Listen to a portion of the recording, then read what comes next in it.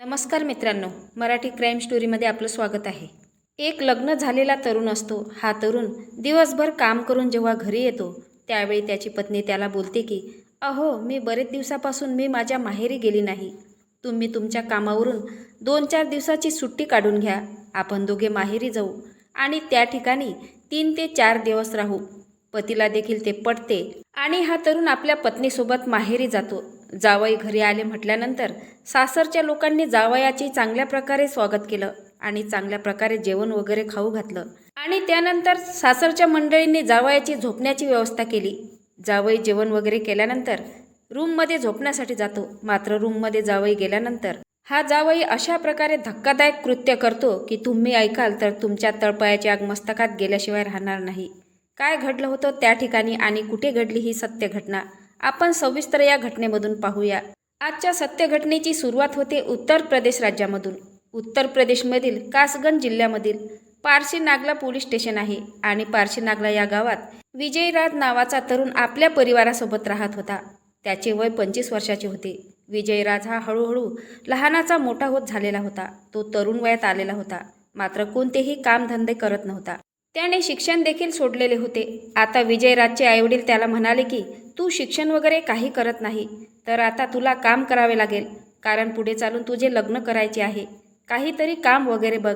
आईवडिलांनी असे म्हटल्यानंतर विजयराज होकार देतो आणि काही मित्रांच्या मदतीने विजयराज हा दिल्लीला काम करण्यासाठी गेला. आता इकडे आईवडील विचार करतात की बरं झालं, आता आपला मुलगा चांगल्या ठिकाणी काम करत आहे तर आता आपण आपल्या मुलाचे लग्न करण्यास काही हरकत नाही. त्यामुळे त्यांनी विजयराज या तरुणाचे लग्न करण्याचे ठरवले आणि शेजारच्या गावातीलच त्यांना एक मुलगी पसंत पडली. मुलीचे नाव होते सुशीला. सुशीला ही दिसायला खूप सुंदर होती आणि त्याचबरोबर ह्या सुशीलाची जी आई होती ही देखील दिसायला खूप सुंदर होती. आता ही जी सुशीलाची आई होती ही आपल्या मुलीला सुशीलाला म्हणायची की मी तुझा जो होणारा नवरा बघेल, म्हणजेच माझा जावई चांगल्या पद्धतीचा बघेल आणि त्याच्याबद्दल संपूर्ण माहिती काढेल, तेव्हाच मी तुझे लग्न त्याच्यासोबत लावून देईल. त्यानंतर सुशीलाच्या आईने होणाऱ्या जावयाला फोन केला आणि त्याला घरी भेटण्यासाठी बोलावून घेतलं. त्यानंतर विजयराज हा सुशीलाच्या घरी जाऊन पोचला. घरी गेल्यानंतर त्याच्या होणाऱ्या सासूने चांगल्या प्रकारे त्याची चौकशी केली आणि त्याचा स्वभाव वगैरे कसा काय आहे आणि दिसायला कसा काय आहे आणि कोणत्या ठिकाणी काम करतो, अशा प्रकारे संपूर्ण डिटेल्स माहिती सुशीलाच्या आईने काढली. त्यानंतर त्या सुशीलाच्या आईला विजयराजच्या सगळ्या गोष्टी पटल्या होत्या. तिला सगळं काही पसंत पडलं आणि तिने 2 दिवसानंतर सुशीला आणि विजयराज यांच्या लग्नाची तारीख फिक्स केली. त्यानंतर दोघांचं लग्न अगदी धूमधडाक्यात पार पडलं. लग्नाच्या संपूर्ण विधी पार पडल्यानंतर सुशीला ही आपल्या सासरी आली आणि आपला पती विजयराजसोबत आनंदात संसार करू लागली. आता लग्न होऊन हळूहळू 10 ते 15 दिवस झाले होते आणि 10-15 दिवस विजयराज आपल्या पत्नीसोबत राहिला. त्यानंतर त्याला कुटुंबाचा घर खर्च चालवण्याकरता पुन्हा दिल्लीला कामाला गेला. दुसरीकडे त्याची पत्नी सुशीला ही त्याच्या गावीच राहायची, म्हणजे सासरकडे राहायची आणि विजयराज हा दिल्लीला एकटाच काम करण्यासाठी गेलेला होता.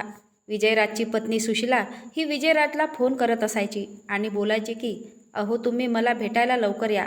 मला या ठिकाणी तुमच्याशिवाय करमत नाही. आपलं नवीनच लग्न झालेलं आहे. मला तुमची खूप आठवण येत आहे. अशा प्रकारे ती आपल्या पतीला बोलायची. त्यामुळे विजयराज हा आपल्या पत्नीला महिन्यातून एकदा दिल्लीवरून तिला भेटायला येत असायचा. असेच दिवस जात होते आणि 6 महिने उलटून गेले. एक दिवस सुशीला विजयराजला म्हणाली की अहो, आपल्या लग्नाला 6 महिने झाले आहे. मी अजूनपर्यंत माझ्या माहेरी गेलेली नाही. मला माझ्या आईची खूप आठवण येते. त्यावेळी विजयराज देखील हे ऐकून घेतो आणि पत्नीला म्हणतो की ठीक आहे, मी 2 दिवसानंतर सुट्टी काढतो. त्यानंतर आपण दोघे माहेरी जाऊ. त्यानंतर विजयराज हा 2 दिवसाची सुट्टी काढते आणि आपल्या गावी जातो. पत्नीला भेटतो, आपल्या आईवडिलांना भेटतो आणि रात्रभर आपल्या गावी थांबतो आणि दुसऱ्या दिवशी पत्नीला घेऊन सासरी जातो. विजयराज हा सासरी गेल्यानंतर जावई आले म्हटल्यानंतर या विजयराजचे सासू सासरे चांगल्या प्रकारे त्याचे स्वागत करतात. त्याला चांगल्या प्रकारे जेवण वगैरे खाऊ घालतात. जावयाचा सगळा मान सन्मान झाल्यानंतर सासरच्या मंडळीने झोपण्यासाठी एका रूमची व्यवस्था केलेली असते. विजयराज हा जेवण वगैरे झाल्यानंतर त्या रूममध्ये झोपण्यासाठी जातो आणि विजयराजची जी पत्नी असते सुशीला ही आपल्या आईच्या रूममध्ये आईजवळ झोपण्यासाठी जाते. मात्र इकडे विजयराजला मध्यरात्री जाग येते. आपल्या पत्नीची त्याला आठवण येते. त्याला झोप लागत नाही, म्हणून तो पत्नीला फोन करतो आणि तिला बोलतो की अगं, मी 1 महिन्यानंतर दिल्लीवरून आलेलो आहे. मला झोप लागत नाही. तू माझ्याजवळ झोपायला ये. मला अजिबात करमत नाही. झोप देखील लागत नाही. मात्र विजयराजची पत्नी म्हणाली की हे माझं माहेर आहे, आपलं घर नाही. तुम्ही असं काय करता? तुम्ही एक दिवससुद्धा दम निघत नाही का? मात्र हा विजयराव काही ऐकायला तयार नव्हता. त्यानंतर विजयराजने आपल्या पत्नीला खूप मनवले आणि त्याची पत्नी सुशीला त्याच्या रूममध्ये गेली आणि त्यांच्यात संबंध सुरू झाले. ज्यावेळी त्यांच्यात संबंध सुरू होते त्यावेळेला सुशीलाच्या आईला मध्यरात्री अचानक जाग आली आणि तिने बघितलं की आपली मुलगी आपल्या शेजारी नाही. ती कुठे गेली असेल म्हणून ती तिला शोधण्यासाठी इकडे तिकडे शोधू लागली. मुलगी मध्यरात्री अचानक कुठे गेली आहे शोधण्यासाठी ती आपल्या रूमच्या बाहेर पडली आणि हळूहळू ती आपल्या जावयाच्या रूमकडे जाते आणि जात असताना तिला वेगवेगळ्या प्रकारचे आवाज येऊ लागतात. त्यामुळे ती तेथेच थांबली आणि आतमध्ये काय घडत आहे हे बघण्यासाठी तिने थोडी खिडकी सरकवली आणि तिने खिडकीतून बघितले तर आपली मुलगी आणि जावई आपत्तीजनक स्थितीत होते. त्यांचे संबंध चालू होते. हे बघून सुशीलाच्या आईच्या मनामध्ये विचित्र विचार येऊ लागले. त्यानंतर त्या दोघांचा कार्यक्रम बघून ती आपल्या रूममध्ये गेली आणि झोपायचं नाटक केले. सुशीला आणि विजयराज यांचा कार्यक्रम आटोपल्यानंतर सुशीला आपल्या आईच्या रूममध्ये गेली आणि आई शेजारी जाऊन झोपली. मात्र अर्ध्या रात्री 1 तासाने परत विजयराज आपल्या पत्नीला फोन करतो आणि बोलतो की तू माझ्या शेजारी झोपायला ये. पत्नी सुशीला बोलते की अहो, मी आता एकदा आले ना तर घ्या ना समजून. मला आपल्या घरी गेल्यानंतर ह्या सर्व गोष्टी आपण करू. असं बोलून सुशीला आपल्या आई शेजारी झोपून गेली. मात्र या विजयराजला झोप येत नव्हती. परत विजयराजने पुन्हा तिसऱ्यांदा आपल्या पत्नीला फोन केला. मात्र त्याची पत्नी सुशीला गाढ झोपलेली होती. फोन सारखा वाजत आहे म्हणून जावयाचा फोन सुशीलाच्या आईने उचलला. आता या विजयराजला वाटलं आपली पत्नीच आहे. त्यावेळी विजयराज बोलला, तू गुपचूप माझ्या रूममध्ये ये. त्यानंतर या विजयराजची सासू फोनवर जावयाला होकार देते. मात्र आपल्या जावयाला सांगत नाही की मी सासू बोलते. ती हो म्हणते आणि गुपचूप जावयाच्या रूममध्ये जाते आणि त्याच्या शेजारी जाऊन झोपते. विजयराज याला वाटले की आपली पत्नी सुशीलाच आहे म्हणून हा विजयराज सासूसोबत वाईट काम करू लागतो. सगळं कार्यक्रम आटोपल्यानंतर जेव्हा त्याला समजते की ही तर आपली पत्नी नसून आपली सासू आहे तेव्हा मात्र त्याच्या तळपायाची आग मस्तकात जाते. तो शरमेने मान खाली घालतो आणि आपल्या सासूची माफी मागतो आणि बोलतो की तुम्हाला इथे कोणी बोलावलं? तुम्ही इथे कसे काय आल्या? अशा प्रकारे तो सासूला बोलू लागला. मात्र सासू म्हणाली, तुम्ही शांत बसा, काही बोलू नका. जे झालं ते झालं. मी याबद्दल कोणाला काही सांगणार नाही. असं म्हणत सासू देखील आता जावयासोबत नको ते कृत्य करू लागली होती आणि पहाटेच्या दरम्यान सासू आपल्या रूममध्ये जाऊन झोपली. दुसऱ्या दिवशी सकाळी विजयराज हा आपल्या पत्नीला म्हणाला की सुशीला चल, आपण आपल्या गावी जाऊ. आता मला या ठिकाणी करमत नाही. त्यानंतर सुशीला आपल्या पतीला घेऊन सासरी जाते. विजयराज हा आपला गावी गेल्यानंतर त्या सासूचे त्याला वारंवार कॉल येऊ लागले होते. जावयाला बोलते की तुम्ही खूप चांगले आहात, मला तुम्ही खूप आवडता, तुम्ही माझ्यासोबत जे काही केलं ते खूप चांगलं केलं आहे. अशा प्रकारे ती बोलू लागते. पण विजयराज हा तिला बोलतो की हे असं करणं योग्य नाही. मी तुमचा जावई आहे आणि तुम्ही माझे सासू आहात. हे जे काही घडलं आहे हे चुकीनं घडलं आहे. मी इथून पुढे असं काही करणार नाही. जर माझ्या सासऱ्यांना ह्या सगळ्या गोष्टी कळाल्या तर आपलं काय होईल? समाजात आपली इज्जत देखील राहणार नाही. मात्र ही जी सासू असते ही आपल्या जावयाचं काही ऐकायला तयार नसते. आता अशा प्रकारे फोनवर बोलता बोलता दोघात प्रेम संबंध झाले. विजयराज हा आता आपल्या पत्नीपेक्षा सासूलाच जास्त कॉल करायचा आणि दोघांच्या गप्पा गोष्टी सुरू असायचे. आता पुढे असं झालं की विजयराजा महिन्यातून दिल्लीवरून 4 वेळा आपल्या सासूला भेटायला सासरी जायचा आणि तिच्यासोबत नको ते कृत्य करायचा. असेच दिवस जात असतात. मात्र अनैतिक संबंध हे कधीही लपून राहत नाही. आणि एक दिवस विजयराज याच्या सासऱ्याला ही गोष्ट कळाली की जावई नेहमी आपल्या घरी कशासाठी येत आहे. सासऱ्यानं ठरवलं की आता यांना रंगेहात पकडायचं. तर त्यांनी ह्या दोघांवर नजर ठेवायला सुरुवात केली आणि एक दिवस पत्नीला आणि जावयाला रंगेहात पकडलं. तेव्हा त्यांच्या तळपायाची आग मस्तकात गेली.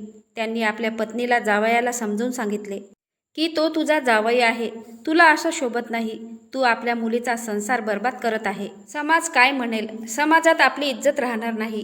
आणि जावयाला देखील समजून सांगितले की ती तुझी सासू आहे, तुझ्या आईप्रमाणे आहे. तुला देखील काही कळत नाही का? असं तुम्ही का करत आहे? हे खूप वाईट आहे. मात्र ते दोघेही ऐकायला तयार नव्हते. उलट सासऱ्यांना त्यांनी धमकी दिली की तू आमच्याविषयी कोणाला जर सांगितलं तर तुला आम्ही जागीच संपवून टाकू. आता सासरा हा म्हातारा झालेला होता आणि तो घाबरला. त्याला वाटले की हे दोघं नक्कीच मला मारून टाकतील. त्यामुळे तो त्या ठिकाणी गप्प राहिला आणि पुढे चालून सासू आणि जावयाचे त्याच प्रकारे संबंध चालूच राहिले. त्यानंतर विजयराज याची जी पत्नी होती सुशीला, हिला काही दिवसानंतर आपल्या पतीवर संशय येऊ लागला की आपला पती हा माझ्या माहेरी वारंवार कशासाठी जात आहे. तिने याबद्दल पतीला विचारले. मात्र विजयराज हा उडवाउडीची उत्तरे देत होता. मी तुझ्या आईवडिलांना भेटायला गेलो होतो. मला त्यांच्यासोबत थोडं पैशाचं काम वगैरे होतं. अशा प्रकारे तो तिला सांगण्याचा प्रयत्न करत होता. मात्र आता सुशीलाला पतीवर विश्वास राहिलेला नव्हता. जे सांगितलं ते तिला अजिबात पटलं नव्हतं. असे दिवस जात होते आणि काही दिवसानंतर एक दिवस विजयराजच्या पत्नीला सुशीलाला तिच्या माहेराकडून फोन आला आणि माहेरातील लोकांनी सुशीलाला सांगितले की तुझा पती आणि तुझ्या आईमध्ये संबंध आहे. हे ऐकून तिला खूप राग आला. तिला याबद्दल आधीच संशय होता, मात्र आता तिला खात्री झालेली होती. ह्या सगळ्या गोष्टी समजल्यानंतर सुशीला आपल्या पतीसोबत वाद घालू लागली आणि विजयराज देखील तिच्यासोबत खूप वाद घालू लागला. या गोष्टीवरून आता त्यांच्यात सतत वाद व्हायचे आणि एक दिवस अशाच प्रकारे दोघांचा भयंकर वाद झाला.